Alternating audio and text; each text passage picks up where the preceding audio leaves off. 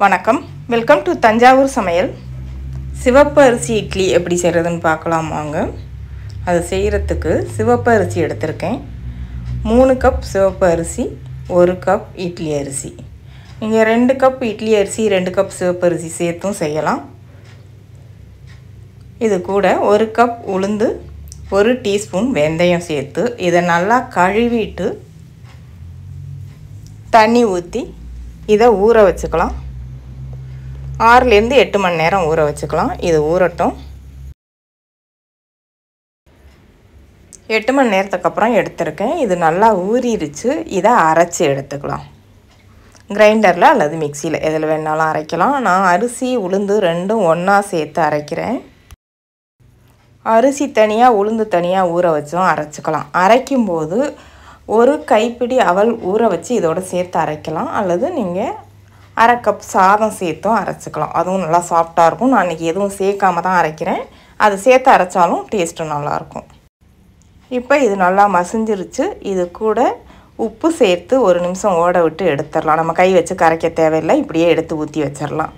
இப்போ அரிசியும் உளுந்தும் ஒன்றா சேர்த்து அரைச்சதுனால 35 நிமிஷம் நான் டைமர் செட் பண்ணேன். நல்லா மசிஞ்சிருச்சு. இப்போ எடுத்துடலாம். இப்போ உப்பும் சேர்த்து அரைச்சிருக்கிறதுனால நம்ம கரைக்க தேவையில்லை, அப்படியே ஊற்றி வச்சு இதை மூடி 8லேருந்து 10 மணி நேரம் வச்சோம் புளிக்க வச்சுக்கலாம். இது புளிக்கட்டும். 10 மணி நேரத்துக்கு அப்புறம் எடுத்திருக்கேன். நல்லா பொங்கி வந்திருக்கு. மாவு நல்லா புளிச்சிருச்சு. மாவு எடுக்கும்போது இந்த மாதிரி இருக்கணும். இப்போ தண்ணியோட அளவு கரெக்டாக இருக்குது. தண்ணியெல்லாம் ஊற்றி எதுவும் திரும்ப கலக்க தேவையில்லை. அப்படியே இதை இட்லி ஊற்றலாம். அரிசியும் உளுந்தும் சேர்த்து 1 கிலோக்குள்ளே இருந்துச்சுன்னா நீங்கள் ஒன்றா சேர்த்து ஒரே தடவையில் கிரைண்டரில் அரைச்சிடலாம். 1 கிலோவை விட அதிகமாக ஊற வச்சிங்கன்னா அரிசி தனியாக உளுந்து தனியாக அரைச்சி எடுக்கணும். அப்போ ரெண்டையும் ஒன்றா அரைக்க முடியாது. இப்போ இதை இட்லி ஊற்றிக்கலாம். இட்லி ஊற்றுறதுக்கு முன்னாடியே நீங்கள் இட்லி பாத்திரத்தில் தண்ணி வச்சு தண்ணி நல்லா கொதிக்கணும். கொதித்ததுக்கப்புறம் தான் இட்லி ஊற்றணும்.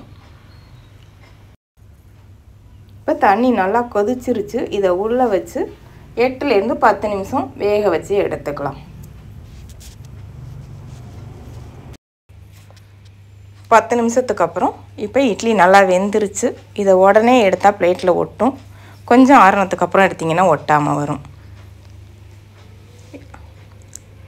இப்போ இட்லி நல்லா வெந்து நல்லா சாஃப்டாக இருக்குது. சாப்பிட்றதுக்கு டேஸ்ட்டும் நல்லாயிருக்கு. தோசையும் நல்லாயிருக்கு. இந்த மாவில் செஞ்சு பாருங்கள். வீடியோ பிடிச்சிருந்தா வீடியோ ஷேர் பண்ணுங்கள். தஞ்சாவூர் சமையலுக்கு சப்ஸ்கிரைப் பண்ணுங்கள். தேங்க்யூ.